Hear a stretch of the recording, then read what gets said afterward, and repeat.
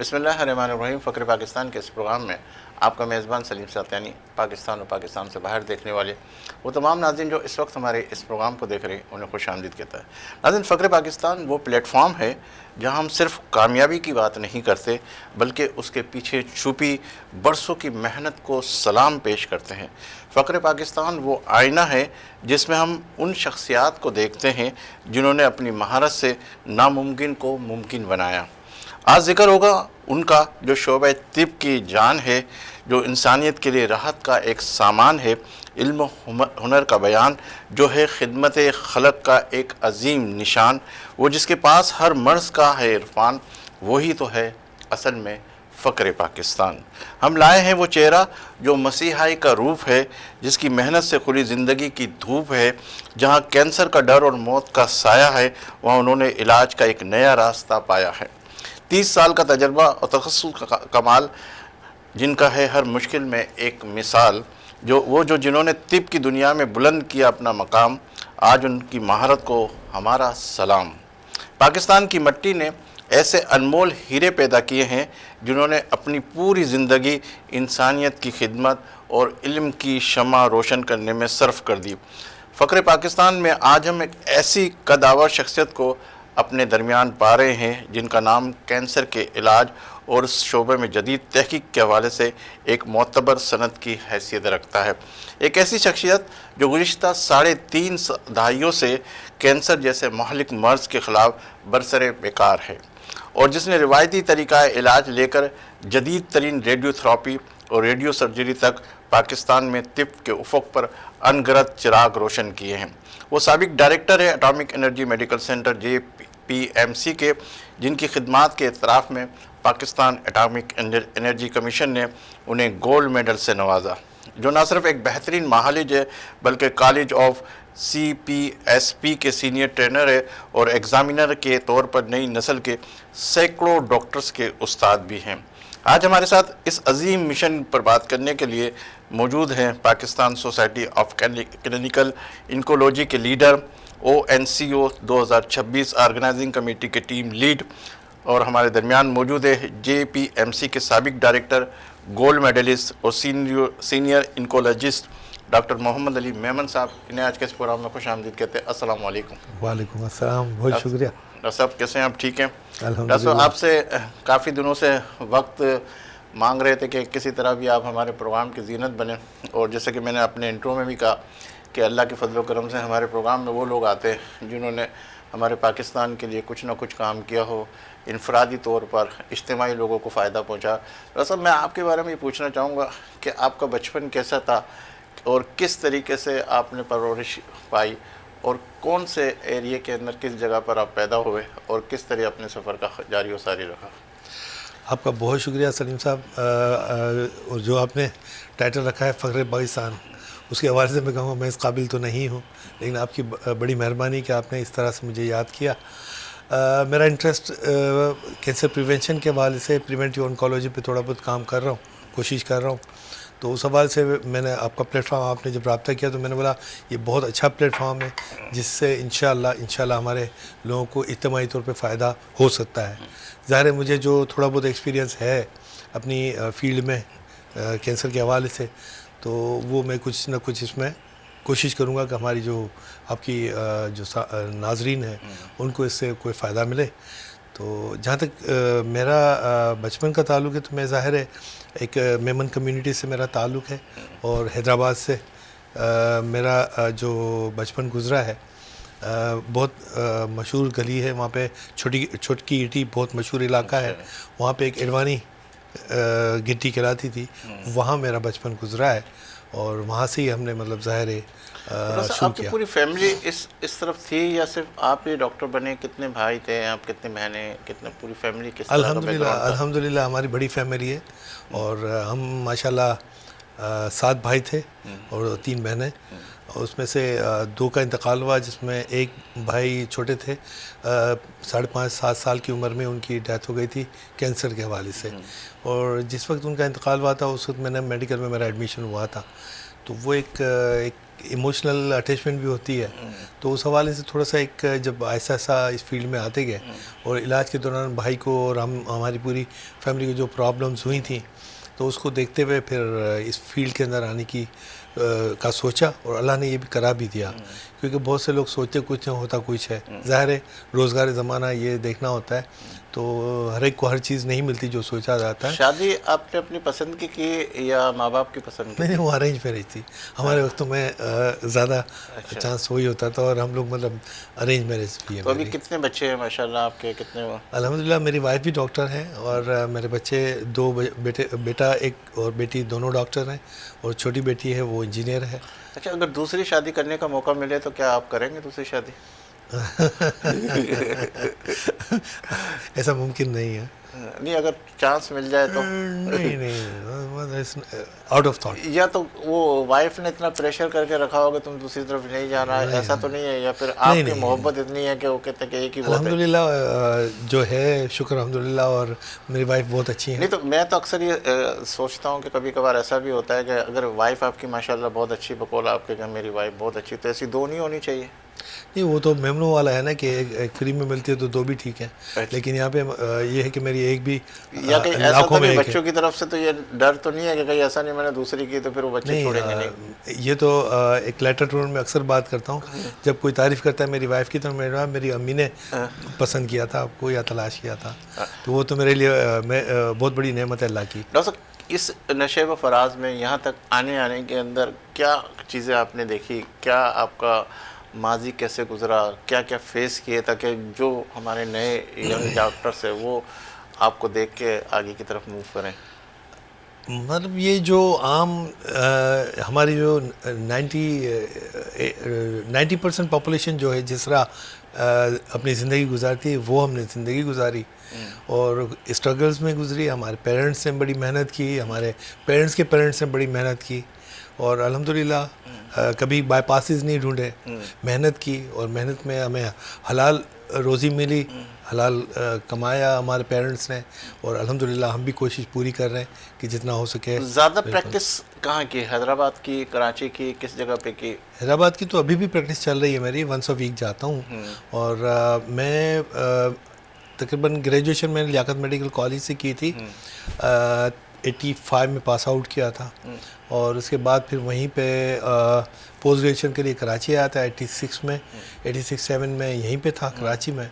और फिर जब मैंने अपनी मेंबरशिप कर ली तो फिर दोबारा हैदराबाद में मुझे जामशोर में चांस मिला जॉब का। तो ये उन दिनों में ये कहलाता था एटॉमिक एनर्जी मेडिकल सेंटर, आजकल उसका नाम है निमरा जामशोरो, निमरा हॉस्पिटल। तो मेरा ताल्लुक़ एटॉमिक एनर्जी से 1990 से है। तो वो, और इससे पहले कुछ अर्सा मैंने एलएमसी में एज ए डेमोस्ट्रेटर पढ़ाया भी है, एज ए मतलब डेमोस्ट्रेटर। तो वो 1 साल था। उसके बाद मैंने 90 में ये ज्वाइन किया। जब मैं वहाँ पे जांचों में एलएमसी में पढ़ाता था, उस वक्त मेरी एमसीपीएस जो मेंबरशिप थी वो मैंने क्वालिफाई कर लिया था। उसके बाद मुझे यहाँ जॉब मिल गई निमरा जामशोरों में, और फिर मैं तकरीबन 18 साल वहाँ पे पोस्टिंग रही है मेरी। इस दौरान 2 साल में शौकत खानम लाहौर भी गया एडवांस ट्रेनिंग के हवाले से। तो वहाँ से भी जो कुछ मैंने सीखा उसको अप्लाई करने अच्छे तरीके से इफ़ेक्टिवली अल्हम्दुलिल्लाह किया।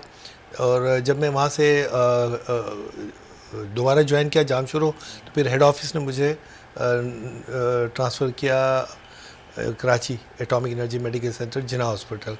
ये यहाँ पे उन दिनों में ये न्यूक्लियर मेडिसिन का डिपार्टमेंट होता था एक, लेकिन 2005 से अपग्रेडेशन हुई थी इस डिपार्टमेंट की, और इसमें रेडियोथेरेपी भी इन्वॉल्व हुई थी। तो अब ये दोनों चीज़ें साथ साथ ही, न्यूक्लियर मेडिसिन एंड रेडियोथेरेपी। तो चूँकि मैं शौकत खानम में एडवांस जो हमारी रेडियोथेरेपी ट्रेनिंग करके भी आया था, तो उस वजह से मुझे हेड ऑफिस ने वहाँ नॉमिनेट किया कि आप वहाँ जाएँ और उसको डिपार्टमेंट को संभालें। अच्छा, थेरेपी और क्या, किस तरीके से होती है, क्या होती है डॉक्टर साहब, इसके बारे में ज़रा मेरे नाज़रीन में समझ सके। असल में जिन दिनों में पाकिस्तान जब बना था, तो अभी हम एक डॉक्यूमेंट्री भी हमने बनाई है। तो प्रोफेसर सैयद हसन मंजूर जैदी मेरे मेंटोर और मेरे टीचर, पाकिस्तान के फर्स्ट ऑन्कोलॉजिस्ट हैं ना, अभी भी माशाल्लाह हयात हैं, लेकिन अभी ज़ाहिर है अब 95 प्लस इनकी एज है, तो वो भी उसमें प्रैक्टिस में तो नहीं है, लेकिन वो अल्लाह इनका साया सलामत रखे। तो वो मेरे पहले मेंटोर और टीचर थे जिन्होंने मुझे सिखाया। और मैं अमूमन कहता हूँ कि मुझे उंगली पकड़ के ऑन्कोलॉजी सिखाने वाले प्रोफेसर जैदी हैं। और इसके बाद जो शौकत खानम हॉस्पिटल में डॉक्टर शाहिद हमीद साहब होते हैं, अब तो वो भी अमेरिका चले गए हैं, तो वो उन्होंने मुझे हाथ छोड़ के या फ्री हैंड करके ऑन्कोलॉजी सिखाई। तो मैं इन दोनों का बहुत मशकूर हूँ। मेरे टीचर्स हैं, मेरे मेंटोर्स हैं, तो प्रोफेसर सैयद हसन मंजूर जैदी जिन्होंने मुझे उंगली पकड़ के ऑन्कोलॉजी सिखाई, और डॉक्टर शाहिद हमीद साहब उन्होंने मुझे फ्री हैंड करके ऑन्कोलॉजी सिखाई। कितने दोस्त हैं आपके? कोई ऐसे दोस्त को शेयर करना चाहेंगे जो आपके दुख सुख में वो रहा, जिसका आप जिक्र करना चाहें कि भाई मेरे साथ जो है बहुत अच्छा अभी तक चल रहे हैं, या किसी दोस्त को शेयर करना चाहें? ये तो माशाल्लाह हमारी एक बचपन के जो दोस्त होते हैं वो तो होते ही, वही असल में मोहब्बत वाले होते हैं ना, क्यों? उनकी बेगर्ज दोस्ती होती है। लेकिन अल्हम्दुलिल्लाह मुझे हर दौर में अच्छे दोस्त मिले हैं। मेरे बहुत पुराने दोस्तों में हमारे एक दोस्तों का ग्रुप था, हम 7 दोस्त थे, उनमें 2 का इंतकाल हो चुका है, उनका नाम ज़रूर लेना चाहूँगा। मेरे बड़े भाई भी मेरे दोस्त हैं, प्रोफेसर मोहम्मद यूसुफ मेमन, वो एजुकेशनिस्ट हैं, वहीं से एजुकेशन में ही इनका सारा वक्त गुज़रा। फिर हमारे दोस्त मोहम्मद यूनुस कुंदन हैं, वो आजकल आए हुए हैं, वो आजकल कनाडा में होते हैं, लेकिन इस वक्त पाकिस्तान आए हुए हैं। इनके अलावा हमारे दोस्त हैं जावेद जान मोहम्मद, वो भी कनाडा में होते हैं। और ये 3 तो ये हमारे हयात, माशाल्लाह अल्लाह इनको हयाती दे और सेहत दे। और 2 हमारे एक और है आरिफ हारून, उस आरिफ हारून के अलावा दूसरे आरिफ हारून है जिसका मैं तज़किरा कर रहा था। आरिफ हारून है, वो बिज़नेस करते हैं। ये हम 4 दोस्त तो यहाँ पे अभी मौजूद हैं अल्हम्दुलिल्लाह। और एक डॉक्टर अल्ताफ़ जान मोहम्मद होते थे, उनका इंतकाल हो गया है। और एक हमारे मोहम्मद अशरफ होते थे मेमन, उनका भी इंतकाल हो गया है। तो वो हमारे 2 साथी अल्लाह के घर में हैं, और हम लोग यहाँ पे हैं। तो हम 7 दोस्त होते थे, जो हमारे समझ लें कि वो आम ज़बान में लंगोटिया यार कहते हैं। अच्छा। तो वो बेगर्स दोस्ती वाले ये दोस्त हैं हमारे। बाकी नए दोस्तों में बहुत अच्छे दोस्त मुझे मिले। शौकत खानम के बहुत अच्छे कॉलीग्स हैं हमारे मिले। एटॉमिक एनर्जी में बहुत अच्छी हमारी जो भी कॉलीगशिप थी, उसमें भी बहुत अच्छे दोस्त मिले हैं। और जहाँ जहाँ मैंने काम किया अल्हम्दुलिल्लाह बहुत अच्छा काम किया है। और अल्लाह का शुक्र है कि मेरा ख़्याल है कि जहाँ भी मैं कोशिश करता हूँ, जहाँ भी रहूँ, इस वक्त भी मैं NCCI हॉस्पिटल में एज ए कंसल्टेंट काम कर रहा हूँ, तो वहाँ पे भी मेरी अच्छी दोस्ती है। डॉक्टर अज़हर रशीद का नाम लेना चाहूँगा। He is very good friend of mine.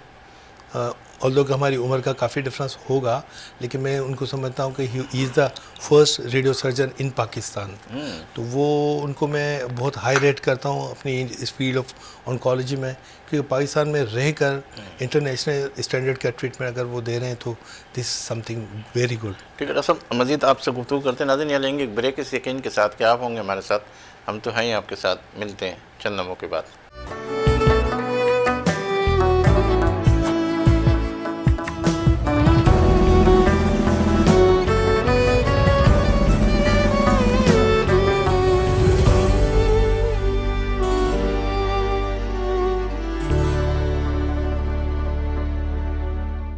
एक मरतबा फिर फ़क्र पाकिस्तान के इस प्रोग्राम में आपका मेज़बान सलीम सातियानी आपको खुशामदीद कहता है। डॉक्टर साहब, आपसे गुफ्तगू हो रही थी, दोस्तों की बात हो रही थी। माशाल्लाह आप कभी आउट ऑफ पाकिस्तान गए डॉक्टर साहब? जी, बहुत मौका मिला है।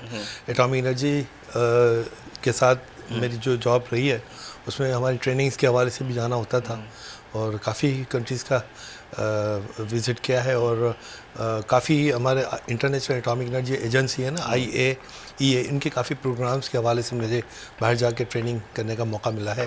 इसके अलावा भी काफ़ी एक्टिविटीज़ रही हैं जिसकी वजह से जाना होता रहा है। और अभी रिसेंटली भी मेरे बच्चे वहाँ पे अमेरिका में वो है, एजुकेशन ले रहे हैं, हायर एजुकेशंस, तो मुझे वहाँ जाना होता है फ्रीक्वेंटली। अच्छा, आपने बताया कि ये सफ़र के अंदर आप कराची के अंदर ज़्यादा रहे, हैदराबाद भी जाना आना रहा, ये सारी चीज़ें रहीं। आपके बच्चे भी माशाल्लाह डॉक्टर है, तो वो डॉक्टर किस फील्ड के हैं डॉक्टर, वो जो आपके बच्चे हैं माशाल्लाह, या आपकी वाइफ जो है? मेरी वाइफ कंसल्टेंट फिजिशियन है, और मेरे साहबजादे हैं वहाँ पे अमेरिका में हैं, अभी ट्रेनिंग पे हैं और रेडिएशन ऑन्कोलॉजी में कर रहे हैं। और इससे छोटी मेरी बेटी है जो कि इंटरनल मेडिसिन में कर रही हैं और रिमेटोलॉजी इनका स्पेशलिटी होगी इंशाल्लाह।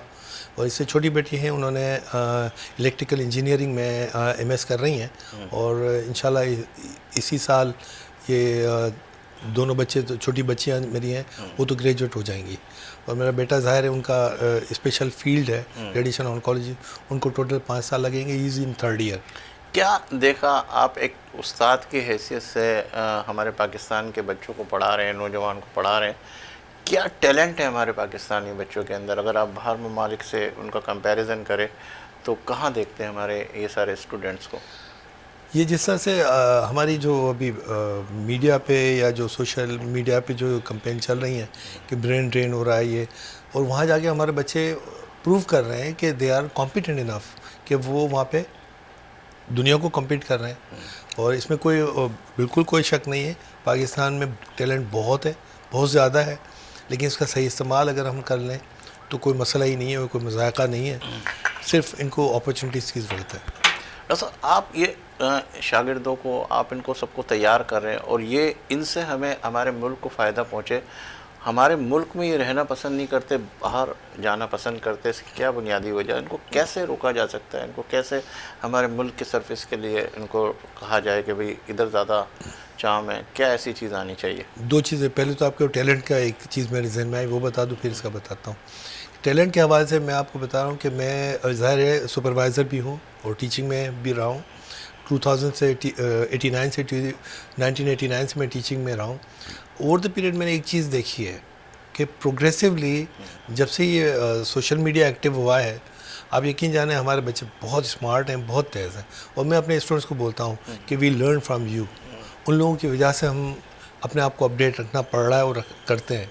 मैं अपने स्टूडेंट्स को कहता हूँ कि देखिए मैंने कर लिया, ये काम किया है, या जो गो एंड चेक, उनको बोलता हूँ आप चेक करें एंड देन डिस्कस। तो वो हम इस तरह से अपने आप को भी तो इम्प्रूव करना है ना। तो बच्चे बहुत स्मार्ट हैं माशाल्लाह। पाकिस्तान में जो बच्चे काम कर रहे हैं वो भी स्मार्ट हैं माशाल्लाह।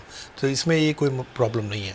तो मेरा एक सवाल थोड़ा सा आप उसको लेके चल रहे, जैसे मिसाल के तौर पर आपने कोई होमवर्क दिया, काम दिया, तो उसका पॉजिटिव रिस्पॉन्स दे रहे हैं ये या नहीं देते, ये क्या करते हैं, या डिले करते हैं, या किस तरीके से? एग्जैक्टली हमारे यहाँ तो जो टैलेंटेड या कॉम्पिटेंट स्टूडेंट्स हैं ना, वो पूरा टाइम देते हैं, वो सब कुछ करते हैं। क्यों? वो कॉम्पिटिटर्स हैं। अच्छा, हमारे पास एक ब्रीड ऐसी भी है जो काम नहीं करना चाह रही होती है और काम ना करके और दूसरों को भी रोकते हैं, क्योंकि अगर कोई काम कर रहा होता है ना तो उनको काम करना पड़ता है, तो इसलिए वो रोकते हैं। तो वो ब्रीड है ना, उसको इग्नोर करना चाहिए। दुनिया में हर जगह पे है जो काम ना करने वाले होते हैं, लेकिन वो इम्पैक्ट जो आता है ना उनका, वो बड़ा मुश्किल हो जाता है कि अगर वो इम्पैक्टफुल हैं, सिफारिशी हैं और जिनको आप कुछ कर नहीं सकते, तो वो हमारे इम्पैक्ट बड़ा बुरा डालते हैं। तो फिर जो काम करने वाला था वो भी डिसहार्ट होता है और फिर छोड़ देता है काम।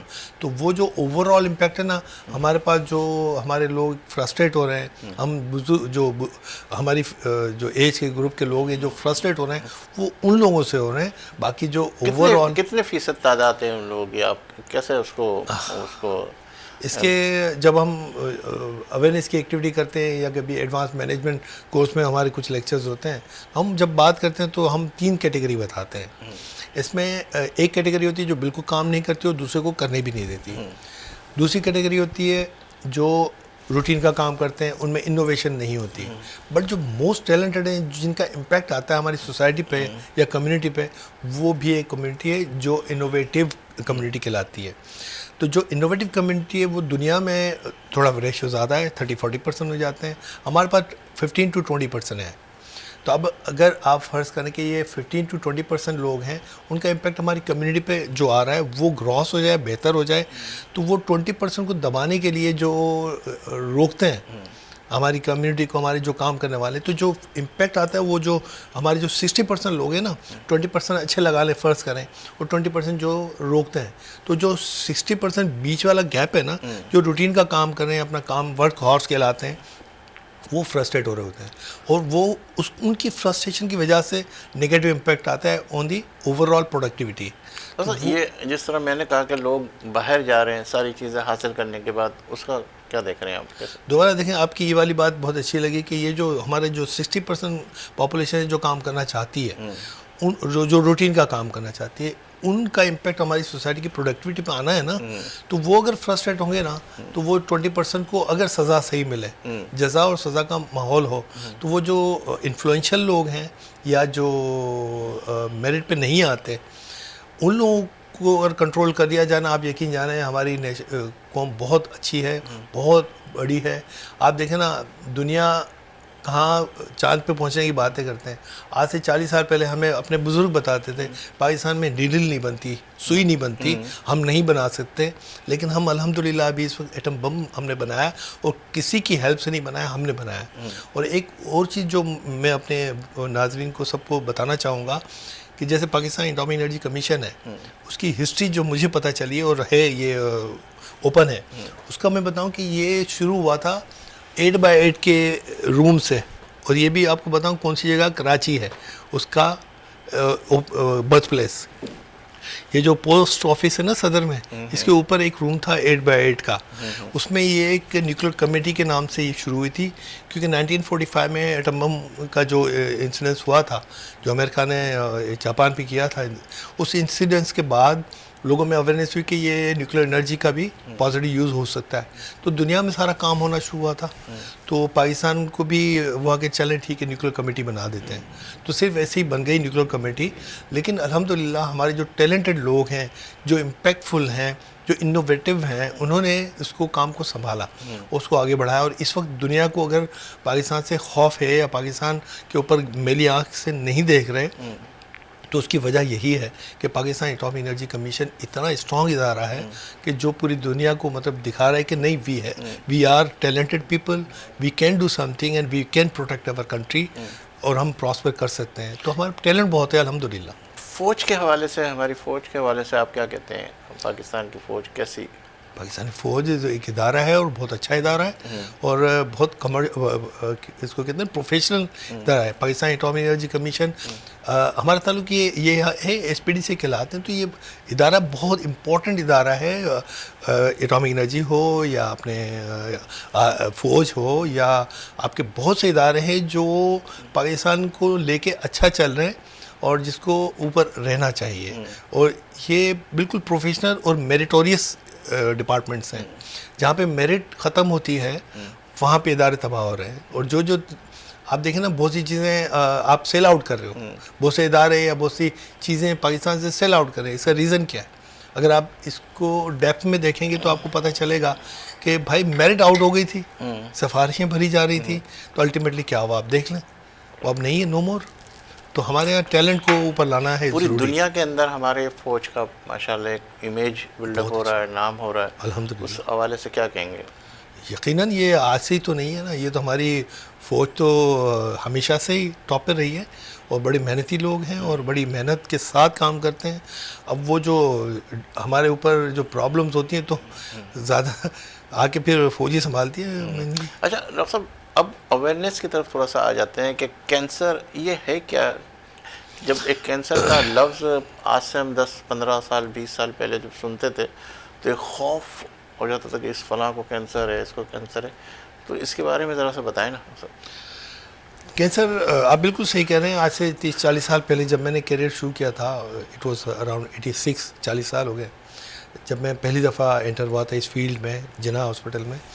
तो उस वक्त लोगों का तस्वुर यही था कि डेथ वारंट है, cancer is a death warrant. तो अब वो आपको पता होता है कि अब डिजीज़ आ गई है, डायग्नोज हो गई है, तो अब मरना है। लेकिन अल्हम्दुलिल्लाह इस वक्त इतनी साइंस तरक्की कर गई है कि इस वक्त प्रिवेंटिव ऑन्कोलॉजी में बड़ा काम हो रहा है, और हम भी थोड़ा बहुत काम करने की कोशिश कर रहे हैं। और जब तशख़ीसी जो है इक्विपमेंट्स हैं वो भी अवेलेबल हैं, पाकिस्तान में बड़े शहरों में तो ख़ास तौर पे। और फिर इसके बाद जो इलाज के हवाले से भी हमारे पास बहुत अच्छी अच्छी मशीनें अवेलेबल हैं पाकिस्तान के हवाले से, पूरे पाकिस्तान में। अब हो गई हो कराची, अल्हम्दुलिल्लाह एक बात कराची का ऑनर है कि ये सारी चीज़ें शुरू कराची से होती हैं। अच्छा। जो लेटेस्ट टेक्नोलॉजीज़ हैं वो कराची से शुरू होती हैं, और पूरी दुनिया पाकिस्तान में फिर इसके बाद बेहतर होता है। कितने फ़ीसद इस वक्त हम कैंसर के मरीज़ों को देख रहे हैं, मतलब इस वक्त अगर देखा जाए पाकिस्तान के हवाले से? देखिए पाकिस्तान में पहले बिल्कुल कैंसर रजिस्ट्री का प्रोग्राम था ही नहीं ना, तो उसमें इंस्टीट्यूट बेस्ड वो होती थी, कैंसर के स्टैटिस्टिक्स होती थी। लेकिन अब अल्हम्दुलिल्लाह हमारे जैसे एटॉमिक एनर्जी की मैं बार बार बात करता हूँ, माइंड मत कीजिएगा, लेकिन बड़ी अच्छी बात यह है कि मेरा पेरेंट डिपार्टमेंट है, तो मुझे खुशी भी होती है बताते हुए कि एटॉमिक एनर्जी कमीशन में हेल्थ जो सेक्टर है हमारा, उसके अंदर पूरा एक कैंसर रजिस्ट्री का एक मोनोग्राम पब्लिश होता है। 2 मोनोग्राम पब्लिश हो चुके हैं, और उसका ये है कि इसको हम प्रोजेक्ट कर सकते हैं as a population based, because कि ये पाकिस्तान के जो हेल्थ डिपार्टमेंट है हमारे एटॉमिक एनर्जी कमीशन के, तो तकरीबन 22 डिपार्टमेंट्स हैं जो पूरे पाकिस्तान में फैले हुए हैं, यानी वो रिप्रेजेंटेटिव हैं ऑल दी सेक्टर, जो हमारे जो पॉपुलेशन बेस्ड जो स्टैटिफाई करते हैं ना, तो उसमें हमारे सारे जो ग्रुप्स ऑफ पाकिस्तान के जो भी लोग हैं उसमें आ जाते हैं तकरीबन। नहीं, अगर मिसाल के तौर पर कैंसर के मरीज़ में अगर हम देखें तो कहाँ कहाँ कैंसर होता है? मुंह का कैंसर है, आजकल चेस्ट के हवाले से भी कैंसर की बात हो रही है, तो ये इसकी क्या फ़ीसद, क्या अलामतें होती है ज़रा? पहले मैं वो कैंसर रजिस्ट्री वाला बता दूं थोड़ा सा, कि उससे हमें ये होता है कि पाकिस्तान में ये जो कैंसर रजिस्ट्री की जो हमारे एटॉमिक एनर्जी का डेटा है, उसमें तकरीबन 1 से 1.5 लाख का तो सिर्फ एटॉमिक एनर्जी का डेटा है, उसको प्रोजेक्ट किया जा सकता है ओवर दी पॉपुलेशन। लेकिन ये कि ओवरऑल अगर ग्लोबोकेन का जो डेटा है इंटरनेशनल, उसके हवाले से देखा जाए तो ये हमारे पास 3 से 4 लाख पेशेंट्स नए हर साल होते हैं 3 से 4 लाख, और उनको सर्विसेज की ज़रूरत पड़ती है। अब आपका जो क्वेश्चन था कि कौन कौन से कैंसर कहाँ है, दुनिया में कैंसर होता है, हर जगह पे कैंसर है, और तकरीबन सालाना नए कैंसर जो दुनिया में होते हैं उनका 18 से 20 मिलियन का है डेटा, कि वो तकरीबन 18 से 20 मिलियन कैंसर, नए कैंसर के मरीज़ डायग्नोज होते हैं। अच्छा, पाकिस्तान का भी वही है, उसी क्या बोलते हैं रेशियो से होता है इंसिडेंस, लेकिन जो पैटर्न है ना वो डिफरेंट है। अब आपको जो हम शुरू में बात कर रहे थे कि प्रिवेंटिव ऑन्कोलॉजी, तो 40 से 60% कैंसर ऐसे हैं जिसको बचाया जा सकता है, ठीक है ना। तो 40 से 60 के इतना 20% का रेंज है, वो यूँ हम डिफाइन कर सकते हैं कि जैसे 40% कैंसर वहाँ पे जो डेवलप कंट्रीज़ हैं वहाँ पे भी होते हैं, तो 40% वहाँ पे भी ऐसे कैंसर, जैसे अल्कोहल लेते हैं लिवर कैंसर हो जाता है, तो वो बचाया जा सकता है कि अगर वो अल्कोहल छोड़ दें तो बच सकता है। हमारे पास जो मसाइल हैं वो बिल्कुल ही बेसिक्स हैं, लाइक जैसे मैं ओरल कैंसर की बात करता हूँ कि ओरल कैंसर पूरी दुनिया में 17 यानी 17% जो कैंसर की लिस्ट लगाए ना, उसको रैंक करते हैं 17 नंबर पे, कि 70वां नंबर है अगर सारे कैंसर को जज करें तो 1 2 3 4 करके। पाकिस्तान में नंबर 1 है ये, नंबर 1, यानी कि पाकिस्तान में सबसे बड़ा जो प्रॉब्लम है वो ओरल कैंसर है, दोनों सेक्स में, मर्दों में भी और औरतों में भी, सब में। तो सब में ये नंबर 1 टॉप पे जा रहा है। अब ब्रेस्ट कैंसर फीमेल में ज़्यादा होता है, लेकिन अगर दोनों जेंडर को देखें तो ब्रेस्ट वो ओरल कैंसर आ जाता है, मर्दों में तो है ही ओरल कैंसर टॉप पे। तो जब इसको हम देखते हैं कि क्यों, वजूहत क्या हो सकती हैं, इस वजूहत के ऊपर मुसलसल बात करते हैं, ब्रेक लेके फिर तफसील से सुनेंगे।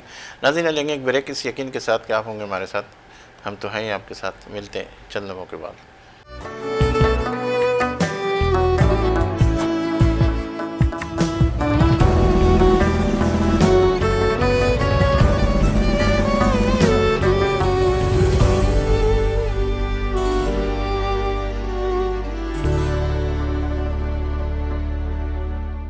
एक मरतबा फिर फ़क्र पाकिस्तान के इस प्रोग्राम में आपका मेज़बान सलीम साथी ने आपको खुशामदीद किया था। डॉक्टर साहब, अभी गुफ्तगू हो रही थी और फिर हमें ब्रेक की तरफ जाना पड़ा, वहाँ से ही तसलसल मैं नहीं चाहूँगा कि दोबारा सवाल करूँ फिर किसी और तरफ निकल जाए।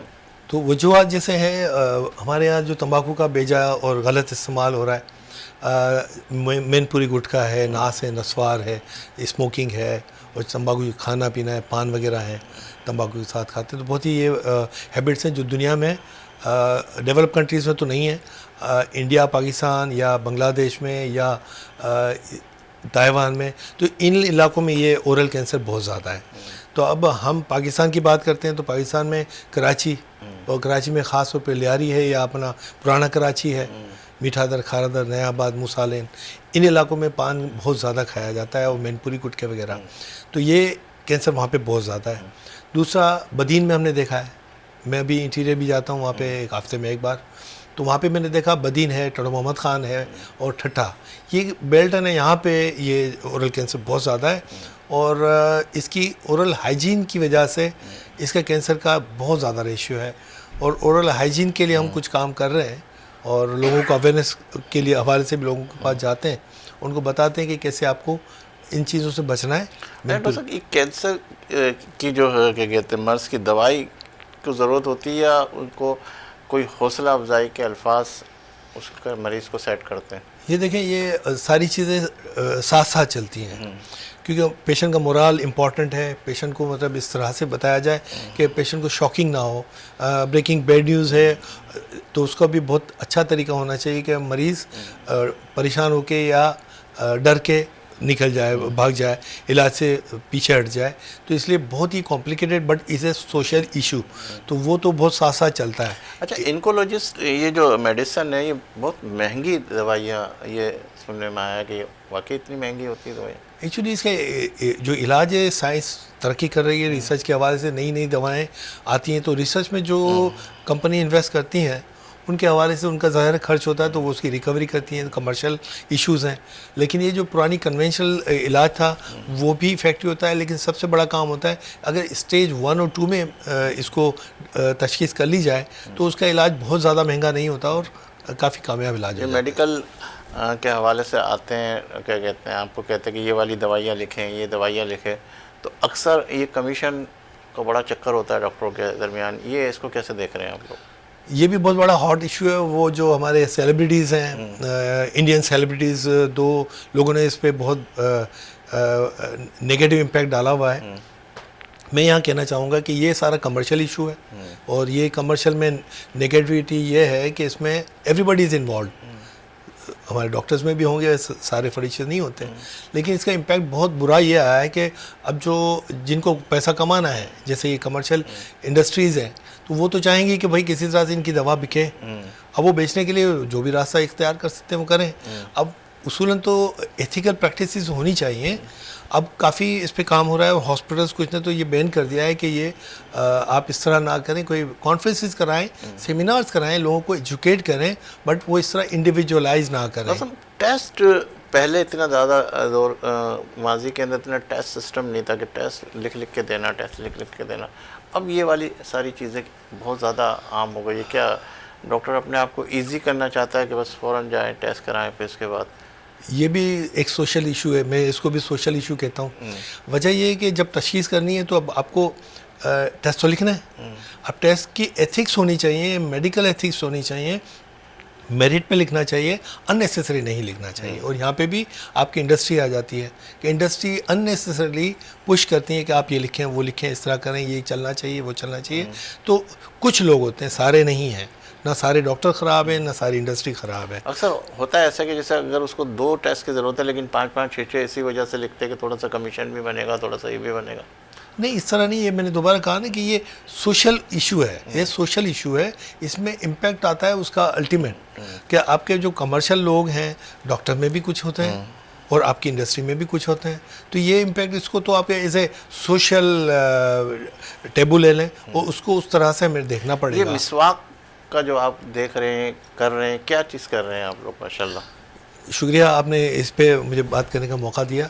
एक्चुअली हम कुछ लोग दोस्त मिल के काम कर रहे हैं, उसमें मैं इसमें सिलानी इंटरनेशनल वेलफेयर सोसाइटी जो है अपना ट्रस्ट है, उनका शुक्रगुजार हूँ। को उनके साथ मैंने बशीर फारूकी साहब के साथ एक दफ़ा रिक्वेस्ट की थी मैंने कि ये काम करना चाह रहा हूँ, तो उन्होंने वेलकम किया था और उनके वहाँ से मैंने काम शुरू किया है अल्हम्दुलिल्लाह, और उसका इम्पैक्ट भी आया है और मैंने कुछ डेटा जमा किया है। क्या चीज़? हाँ, मैं आपको बताना चाह रहा हूँ कि मैंने डेटा जमा किया और पिछले दिनों हमारी ऑन्कोलॉजी की इंटरनेशनल कॉन्फ्रेंस हुई थी, उनको 26, वहाँ मैंने अपना डेटा प्रेजेंट भी किया है। तो उसमें बेसिकली मैं बताना चाह रहा था कि मिसवाक ज़ाहिर सुन्नत रसूल है और साइंस की तरक्की के साथ साथ उसमें कोई कमी नहीं आई। क्यों? कि उसके अंदर वो इंग्रेडिएंट्स अवेलेबल हैं, वो इंग्रेडिएंट मौजूद हैं कि 15 से 16 हैं जो हमारी ओरल हेल्थ को मेंटेन करते हैं। अब ओरल हेल्थ को मेंटेन करने के लिए हमें गुटके मैनपुरी तो छोड़ना है, उसके साथ अगर हम इसकी मिसवाक का सही इस्तेमाल करें, सही की बात कर रहा हूँ, क्योंकि जो डेटा अभी हमने प्रेजेंट किया उसमें हमारा तकरीबन 71 पॉपुलेशन हमारे जो केसेस थे, मतलब लोगों को हमने वो किया था डेटा, तो उसमें हमने देखा कि एक भी बंदा ना ब्रश सही कर रहा था, ना ही आपके मिसवाक यूज़ कर रहा था सही। तो अभी हम इसको प्रोपेगेट करने और आगे इंशाल्लाह इसको बढ़ाएंगे। मतलब मिसवाक करने से क्या कहते हैं, क्या फ़ायदे होंगे, क्या चीज़ होगी, क्या? मैं आपको बताऊं, उसमें एंटी कैंसर इंग्रेडिएंट्स अवेलेबल हैं, अच्छा। इसमें आपकी क्लीनिंग इंग्रेडिएंट्स अवेलेबल हैं, इसमें आपके जो ओरल पीएच को मेंटेन करता है बाइकार्बोनेट, वो भी अवेलेबल है। आपके जिंक के हीलिंग, आपके गम को भी हील करने के हेल्प कर सकता है। विटामिन सी भी उसमें होता है। तो ये सारी चीज़ें 15 या 16 के करीब इसमें इंग्रेडिएंट्स हैं जो हमारे टूथपेस्ट में नहीं होते हैं। और यहाँ पे हम लोग जो लोगों को बताने की कोशिश करते हैं वो ये है कि टूथ ब्रश है वो नायलॉन का बना होता है, और टूथ उसकी जो हैंडल है वो प्लास्टिक की बनी हुई है, और पेस्ट आपको 3 चीज़ें यूज़ करनी पड़ती हैं। प्लास्टिक के बायोडिग्रेडेशन है 1000 ईयर्स, 500 से 1000 साल तक बायोडिग्रेडेशन होती है। ये क्या है? ये बताता हूँ। और इसके ब्रश की 30 से 40 साल। जब आप इसको डिस्कार्ड करते हैं तो उसको कुदरती निज़ाम होता है ना, एक चीज़ ख़त्म होनी है तो वो उसके इतने सालों में जाके ये ख़त्म होती है, उसकी वो है बायोडिग्रेडेशन कहते हैं। मिसवाक आपने वो उसको ज़मीन में फेंक दें या कहीं भी फेंक दें तो वो नेचुरल है, ज़ाहिर है प्लांट है, ट्री एक हिस्सा है, तो वो उसकी biodegradation is not a problem. तो जब आप प्लास्टिक ज़मीन में फेंक दें, डोमेस्टिक वेस्ट में चला जाए, या हमारे यहाँ तो डोमेस्टिक सॉलिड वेस्ट मैनेजमेंट बहुत डिफ़िकल्ट हो गई है मैनेज करना, तो कचरे पड़े होते हैं, प्लास्टिक पड़ा हुआ है, तो अगर उसको जला देते तो फ्यूम आसमान में जाता है, हमारे इन्वायरमेंट को पॉल्यूट करता है और हज़ारों बीमारियाँ होती हैं जिसमें कैंसर भी है। और जब इसको ज़मीन में गाड़ देते हैं तो आप समझ सकते हैं पानी कंटामिनेट होता है, हमारी जो एग्रीकल्चर है, क्रॉप्स हैं, वो कंटामिनेट होती हैं, और जब हम खाते पीते तो हमारे जिस्म में जाता है, और वो भी हमारी आंतों का कैंसर कर सकता है, हमारे जिगर का कैंसर कर सकता है, हमारे गुर्दों का कैंसर भी कर सकता है। वो इसमें वो इंग्रेडिएंट्स होते हैं टॉक्सिक। डॉक्टर साहब, वक्त इतनी तेज़ी से रवा दवा है कि मज़ीद वक्त नहीं मिल रहा कि हम आपसे और मज़ीद बात कर सकें। प्रोग्राम के बाद बैठ के हम थोड़ी सी और तफसीली बात कर लेंगे। कोई आखिरी मैसेज, कोई आखिरी पैगाम जो हमारे यूथ के हवाले से या किसी अपने स्टूडेंट्स के हवाले से आप देना चाह रहे हो? मेरे एक दोस्त हैं, वो भी बहुत अच्छे दोस्त हैं, डॉक्टर नदीम अब्बासी, उनको ही डेडिकेट करता हूँ। अक्सर उन्होंने एक शेर बोला था, मैं खुश ज़ौक़ तो नहीं हूँ, लेकिन उनका एक शेर उन्होंने एक दफ़ा बोला था कि शिकवा दे जुल्मत शब से कहीं बेहतर था, अपने हिस्से की एक शम्मा जलाते जाते। तो हर शख्स के लिए बहुत ज़रूरी है कि वो अपना काम सही कर ले, और दूसरों पे तनकीद करने के बजाय अपने आप को एज ए क्रिटिक देखें कि मुझसे क्या गलती हो रही है, किस तरह आगे बढ़ना है। तो वो अगर हम अपना काम सही करें और एक दूसरे से मिल के करें, मोहब्बतों के साथ रहें, और सफाई निस्फ़ ईमान है, तो अगर सिर्फ सफाई कर लेंगे तो सफाई के साथ रहेंगे तो निस्फ़ ईमान हो जाएगा। ओरल हेल्थ ये भी सफाई का पहला है, और मुंह हमारा पूरी जिस्म का गेटवे है। तो अगर हम ये थोड़ी सी समझ में आ जाएगी तो इंशाअल्लाह बरकत होगी और बेहतर होगा इंशाअल्लाह। बहुत शुक्रिया डॉक्टर मोहम्मद अली साहब, आप हमारे इस प्रोग्राम की जीनत बने। नाज़रीन, आपने हमारे ये प्रोग्राम को देखा और वक्त इतनी तेज़ी से रवा दवा रहा कि हमें वक्त का अंदाज़ा ही नहीं हुआ, और मज़ीद गुफ्तगू करनी थी, लेकिन बहरहाल वक्त इस बात की इजाज़त नहीं दे रहा कि मज़ीद इस हवाले से गुफ्तगू करें।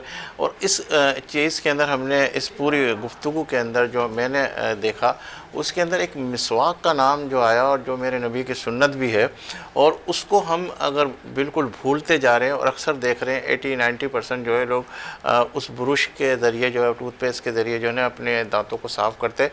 लेकिन ये मिसवाक के आदत को अगर आप अपनाएंगे तो सुन्नत रसूल के मुताबिक एक तो आपको सवाब भी मिलेगा, और दूसरा डॉक्टर साहब ने बताया कि कितनी सारी बीमारियां ऐसी है जिनको जो है मिसवाक के ज़रिए ख़त्म होते हुए जाए। जैसे कि डॉक्टर साहब ने बताया कि ये जो मुंह है, ये इसके अंदर ये गेटवे है पूरे जिस्म का, इसी से सारी चीज़ें जाती है।